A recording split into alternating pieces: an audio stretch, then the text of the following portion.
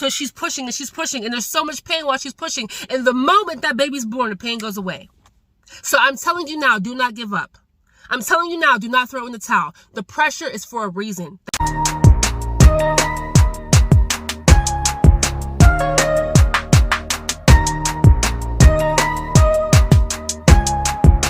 What's happening, y'all? Welcome back to the channel. It's Nefertiti, and I'm back with another video. Hey, what's up, y'all? It's been a couple days. Yeah, it has. Yes, it has. But I got something for you. This word is a word that God wanted me to speak about. You ever hear a song that goes, apply that pressure? No, no, no, no, no, no, no, no. Apply that pressure. Another song, apply the pressure, right? This is for specific people. This is for a remnant amount of people. I don't know. A group of people. You'll know when you hear it. But you've been feeling pressure. You've been feeling like you have a lot of weight on your shoulders. You've been feeling like you've been doing everything you're supposed to do, but you just feel like you have a lot of pressure going on, right? I wanted to let you know. I'm here to let you know, sisters and brothers. Pressure pushes you into pressure pushes you into purpose. Now, I got notes here because he was downloading into me, and I had to write it down. I was, forgive me because my lips is looking real dry. I just need help, girl. Get them together, okay? And here's another thing too. Since I always do videos in the car, what is it that y'all be like? I see YouTubers making videos in the car, but they put their phone up or their camera up somewhere where they can like just see themselves.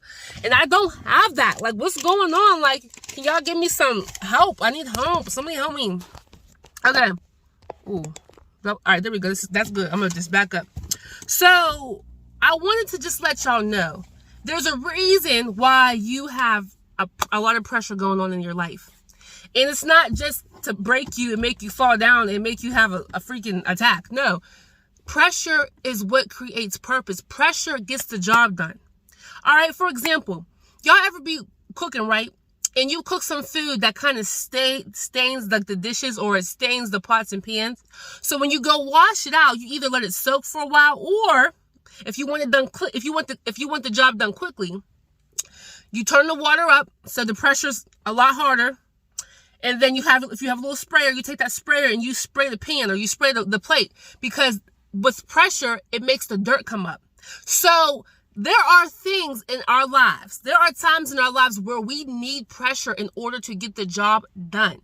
All right. If you're working out, you have to have pressure in order to get to that body that you want. Right. If you're a boss at a job, if you own a company, sometimes you have to apply pressure to your employees so that they don't slack. Right? So without pressure, listen, let's be real. A lot of us will procrastinate. A lot of us will slack. A lot of us will stay stagnant if we don't have pressure. So hear ye, have no fear. Nefertiti's here to let you know that it's not for nothing. It's all for a reason, right? Yeah, so pressure basically helps us put our best foot forward. Pressure helps us become the best version of ourselves. Because, listen, let's be real. If we were to take it easy on ourselves all the time and be like, oh, it's okay, I'll just do that later, or I'm not going to go that hard, I'm going to just be real light on myself, you're not going to get where you want to go. You're not going to get as far when you're too easy on yourself. Pressure is where the job gets done at. And so we need pressure. And also this is too, sometimes pressure can feel like oppression.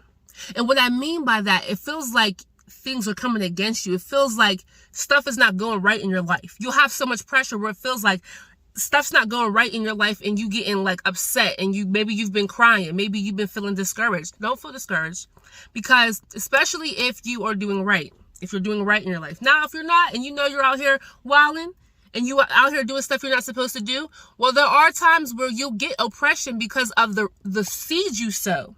So whatever you sow, you shall reap. Okay, but this is for people who've been doing what they're supposed to do, who's trying their best to stay on the right track, and you just don't understand why you're having so much oppression. Sometimes, a lot of times, oppression pushes you into God's arms. Yep. Pressure pushes you into God's arms because, again, some of us don't want to pray if we don't go through storms. Some of us won't worship if we don't go through storms. So, it's the storms that push people closer to God. When people are going through tough times in their lives, that's when a lot of people get on their knees and pray. When people are it seems like the world is falling down, that's when they go to God and they cry out to God. And so sometimes we got to go through them storms so that we can stay closer to Christ. I'm not saying God is making your life horrible, but he will allow a certain amount of oppression, a certain amount of pushback so that you will come to him. Because let's keep it real. Without God, we are nothing, baby. Life is so tough without God. Life is tough with God as well. Life is tough. It's not easy all the time. But when you have God, he takes the pressure off your shoulders. When you have God, he gives you guidance. When you have God, he uplifts you with joy. Even through the storms, he will give you peace. So we need him. But some of us get so far away from God. Maybe you have a new job. Maybe you have a man. Maybe you have children. Maybe you have a business. Maybe you've been so busy working on a project that you forgot about God. It's true. Sometimes, we'll be close with God for a certain season. And when God blesses us, when he blesses us with everything that we have wanted, then we tend to, just walk away a little bit. Just, you know what I'm saying? And so we can't do that. But when we do that, God will bring you back. But he'll allow you to go through some things to let you know that you need me. Right? And so, look, so I have a scripture that I read in the Bible. This is in 1 Samuel 1, verses 6 through 7. So before we get into the scripture, before I read it to y'all, I'm going to let y'all know the story. So we had this pretty beautiful woman. Her name was Hannah. If your name's Hannah, what's up, Hannah? How y'all doing? All the Hannahs in the house, how you doing? But anyways, her name was Hannah. And her womb was barren. And what that means is she wasn't having kids. So she had a husband, and he was married to two women. So Hannah was one wife, and then there was another wife. The other wife's name was Peninnah. And so they would go up to this tabernacle every year, and they would go worship God and give sacrifices to God. And every year they would go up there. Peninnah would make fun of Hannah because Hannah never had kids, and Peninnah had kids. And Peninnah understood how much Hannah wanted kids. So every single year they went up to this tabernacle. Here's Peninnah. Aha! You still don't got no kids yet. Aha! You don't got no babies. Making fun of her. And this really put Hannah in anguish. Like, she was upset, because she wanted kids. And her husband was like, why you want kids? You got me. And she's just like, I want kids. But what happened was the one time when they went up to the tabernacle to go pray to God, Hannah went and separately prayed to God. And she was in deep despair. Like, she really was in deep despair. So she's, worshiping and not worshiping, but she's praying to him and asking him for a child. Lord, please give me a child. If you give me a child, I'll give him back to you. Right? So it took for Hannah to be made fun of. It took for Hannah to see the other wife with all these kids and she don't have any kids and feel this anguish. It took for her to get to a place of sorrow to run to God's hands, to run to God's feet. Okay? And so I'm going to read it to you real quick and then we're going to talk about it. All right? Just listen. So, no, I'm just playing. So 1 Samuel 1, 6 through 7, verse 6. So Peninnah would taunt Hannah and make fun of her because the Lord kept her from having children. Verse 7, year after year, it was the same. Peninnah would taunt Hannah as they went to the tabernacle. Each time, Hannah would be reduced to tears and would not even eat. Now, let me say, I got chills because wait till y'all find out what happens, honey. Let me tell y'all what happens when you invite God into your life. Let me tell you what happens when you invite God into your situation. So, she comes to God. Remember I told y'all, she said, God, if you please give me a son, if you give me a kid, I will give him back to you. So, next year, the next year rolls around, God let Hannah be pregnant. Come on. But she had to remember the promise that she told God. She made a vow, I'll give my son back to you. So she waited till he was weaned off the, okay, like he didn't need no more milk off the, So she took him back to the tabernacle. And there was a priest named Eli, and she left the baby with the priest so that he can be raised in the presence of the Lord. Oh, come on. And when he was raised in the presence of the Lord, he became a powerful figure in Israel. He was a judge a priest and a prophet for 40 years over Israel. Well, no, he was a judge for 40 years, but he was always a priest and a prophet. And people came to him because he heard from God. So a lot of people would come to Samuel. This is Hannah's son. Samuel is Hannah's son. A lot of people would come to Samuel to hear from God. A lot of people would come to Samuel to consult to God. And they knew that he was a he was like famous. You know what I'm saying? He was like a very high figure in Israel at this time. If it had not been for Hannah being in anguish, if it had not been for Hannah being in despair and being so sorrowful, she may have not came to God's feet. If God would have allowed her to have children, if God would have blessed her with babies, she may have not even cared to even cry out to God.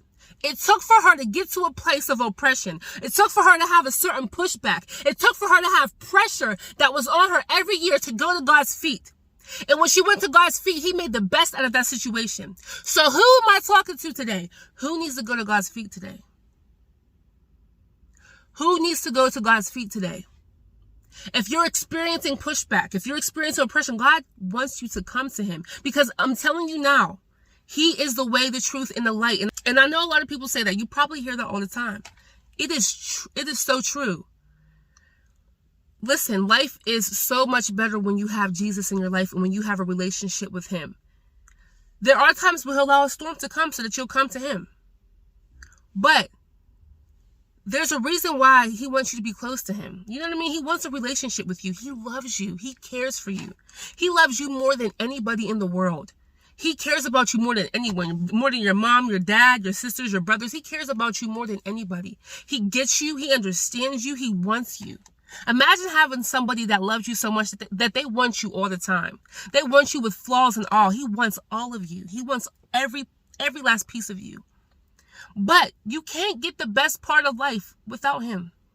And see, Hannah didn't experience the best part of life without God. And guess what happened after she had that baby? God allowed her to have more children in place of that son because she gave her son back to God.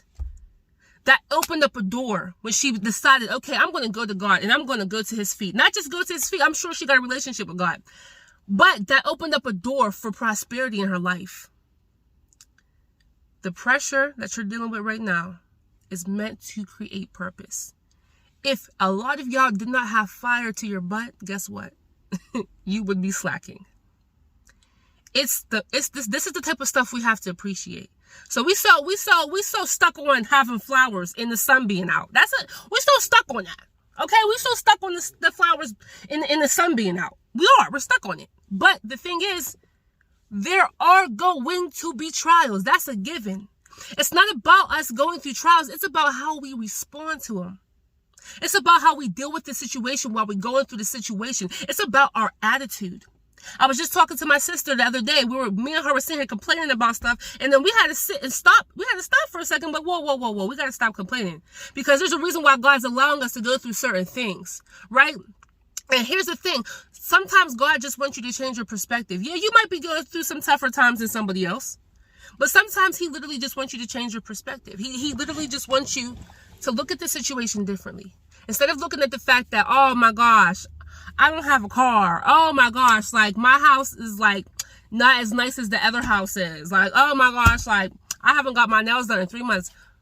Instead of looking at it like this, look at it like, okay, you may not have a car. You may not have a car right now, but have you been getting around? Is there ways to get around? You can catch Uber, you can catch Lyft, you can catch a bus. That may not be ideal, but you still are able to get around. Not only that, you have feet and legs to walk. And if you don't, maybe you have a wheelchair, but you're still able to get around. Because there are some people who literally cannot even get out of bed, who are bedridden, who have not seen the light of day for the longest. Your house may not look as modern as the other houses, but you have a roof over your head. Do you know how many homeless people I see? Do you know how many homeless people that I come across? It is not even a joke. It is a lot. They don't even have a roof over their head. Okay? They'll be happy to even have covers. All right? So sometimes if we just change our perspective, God will be like, okay, I see where their heart's at. Yeah, they might not have everything they want, but I'm still going to bless them. Just know that it's not always as bad as you think. And if it is tough like that, take it to the King. Give Him your troubles. Give Him your sorrows. He wants to be there for you. So, That pressure, that's you got that pressure on you. That's how you become the best version of yourself. Without pressure, we get stagnant. We end up staying in the same on the same level. So pressure is not always a bad thing. It only feels like it's a bad thing when we're sowing seeds that are bad and then we reap the harvest. Okay? But when you do what you're supposed to do, you better believe the season that you're going through right now is about to something's about to break.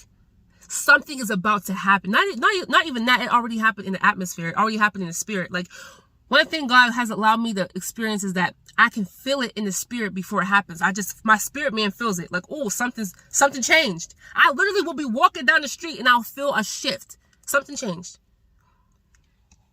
If you feel that pressure, let me give you one more example. I didn't want to make the video this long, but let me give you one more example. For those of you who have children, for those of you who have been pregnant before, or even if you haven't been pregnant, you've seen the process of a pregnant woman. When she gets closer to having the baby, right? She gets more pressure. Her stomach feels like it's like more pressure. She's starting to feel, she's starting to wobble. And then when she sits down, she's not comfortable. And when she lays down, she's not comfortable. And then guess what? She feels pressure. And then when that water breaks, somebody's water is breaking. When that water breaks, that's how you know the baby is coming. And then when she's pushing, she feels an immense amount of pressure. So she's pushing and she's pushing, and there's so much pain while she's pushing. And the moment that baby's born, the pain goes away. So I'm telling you now, do not give up. I'm telling you now, do not throw in the towel. The pressure is for a reason. That pressure, that means something's coming. I just want you to know. God bless y'all. Hey, if y'all haven't already, make sure you like and subscribe. It's like, nah. If it's on your heart, like and subscribe if you desire to. If not, that's fine. But if this video is for you, please like the video. Y'all, please like the video. That's all I ask. I ain't asking for no money. Just like the video. But if it's not for you and you know it's for your friend or your auntie, your mom, or your uncle or your dad or whoever, share the video. All right? Listen, God bless y'all. Stay tuned for the next one.